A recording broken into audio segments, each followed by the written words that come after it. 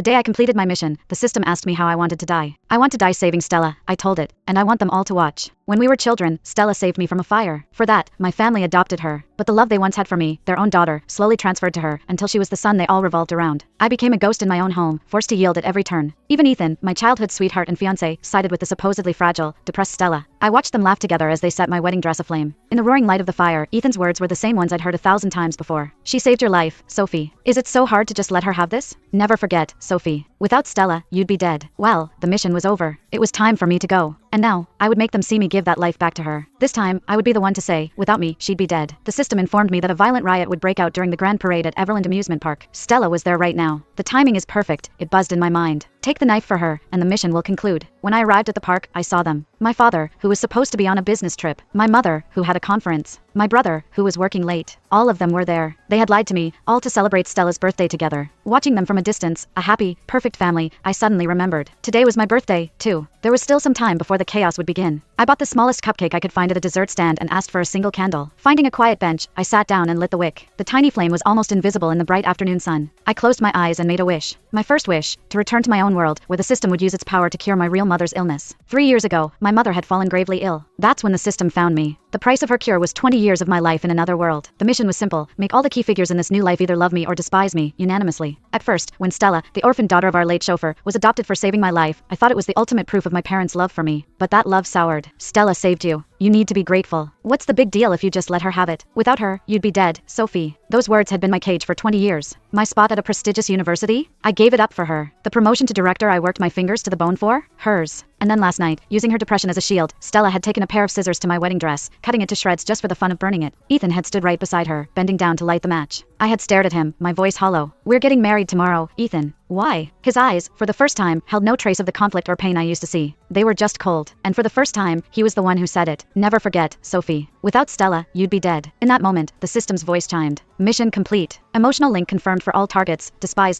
A tear escaped from under my closed eyelid. I remembered a time when I was the center of their world. Sophie is the light of our lives. 3 cheers for our birthday girl. Your family will always be here to catch you, sweetheart. But the mission was complete, and the ending was not the one I had so naively expected. Everything had changed. I made my second wish. Please, let it be quick. I hadn't even finished the thought when a hand slapped the cupcake from my lap. It tumbled to the pavement, smearing a sad swirl of buttercream across the dusty concrete. I opened my eyes. It was my brother, Larry. His brows were furrowed in anger. Sophie, what are you doing here? He hissed. Did you know it was Stella's birthday? Are you here to cause a scene? His first instinct upon seeing me was to accuse me of trying to hurt Stella. Had I really become that person in his eyes? I couldn't understand it. This was the brother who used to let me ride on his back, playing knight and princess. Now, he looked at me like I was the dragon. I stared back at him, my eyes burning, stubbornly refusing to let the tears fall. My birthday cake was ruined.